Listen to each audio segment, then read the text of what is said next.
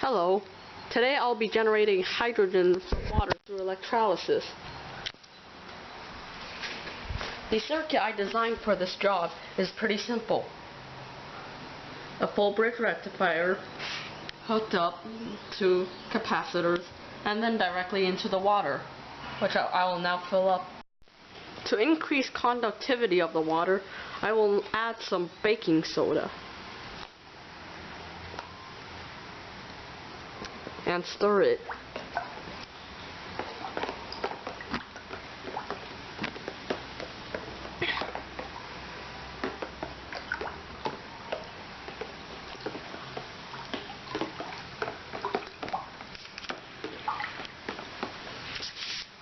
Okay, now that the baking soda is all dissolved, I will fill these two bottles with water. This one is bigger than this one because there will be twice as much hydrogen in this bottle as oxygen in this bottle.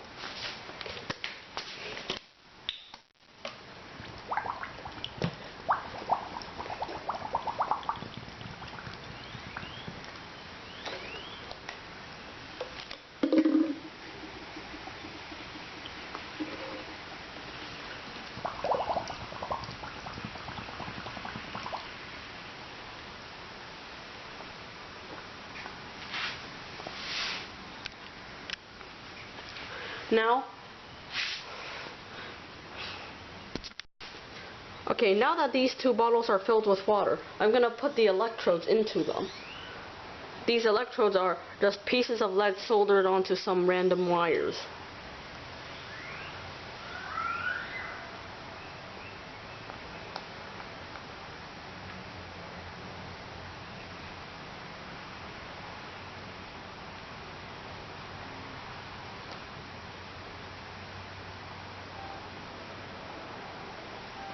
Be careful not to break the lead.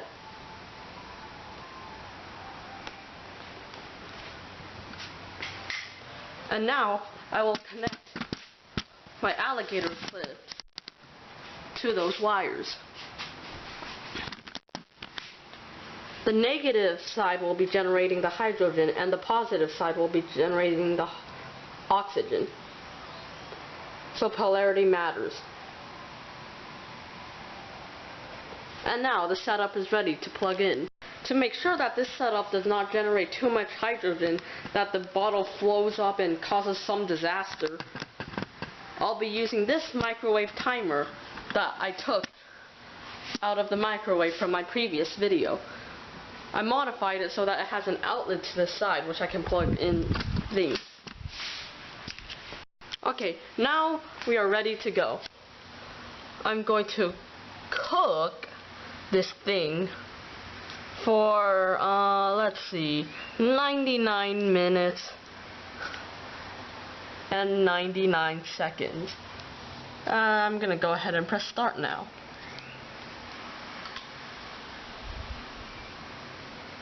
And now you should be able to see little bubbles flowing up from your bottles. A bit easier to see over here. As you can see, the hydrogen is generated twice as fast as the oxygen because in every water molecule there's 2 hydrogen atoms for each oxygen atom. It's been about 30 minutes now. And as you can see, the bottles are filling up nicely with air. You may notice that the positive end, or the oxygen bottle, has all sorts of dissolved graphite and other things. This is because when electricity passes through these materials, molecules from the positive end are traveling to the negative end, which is why this is still clear, and this is all grayish. I didn't know what to do with the extra hydrogen in a bottle, so I decided to launch it off in a rocket. To safely ignite the hydrogen from a distance, I'll be using this barbecue lighter. It generates high voltage every time I press it, which will spark across 2 leads that I'll create later, like this. You can't really see it on camera, but the sparks are there. And to increase the distance between me and the hydrogen rockets, I'll be using that speaker wire. I don't know what the distance is on it, but it's pretty long. I also created this base to hold the bottle upward, so that the bottle will fly upward when I ignite it with my barbecue lighters. I clearly underestimated the power of a single bottle of hydrogen.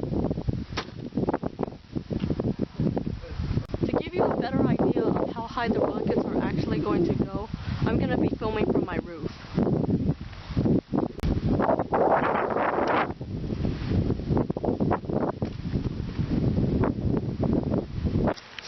I decided that those little 500 milliliter bottles didn't go high enough when I launched them, so I decided to give everything a little upgrade. Right here is a 2-liter bottle.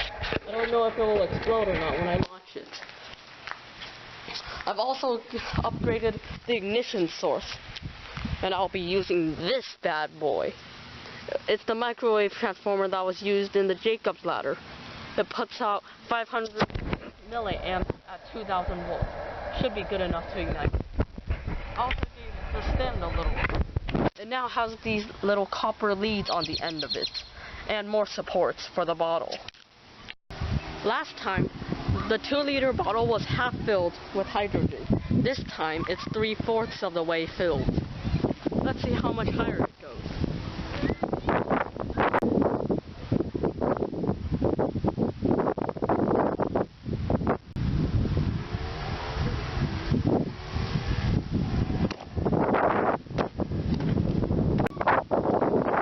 The reason it didn't go as high as you can see, the bottle got deformed over here. And this time when I touched it, the bottle was a lot hotter than it was last time. A quick ignition test shows that everything is functioning properly. After securing the bottle to the base, I prepare for the launch.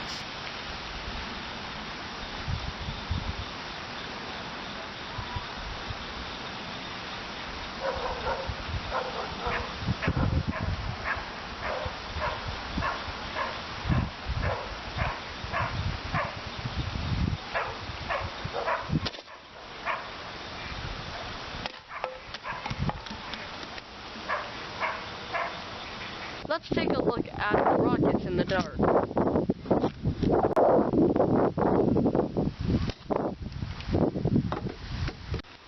In the next video, instead of making things go up, I'll make them explode with hydrogen. Aw,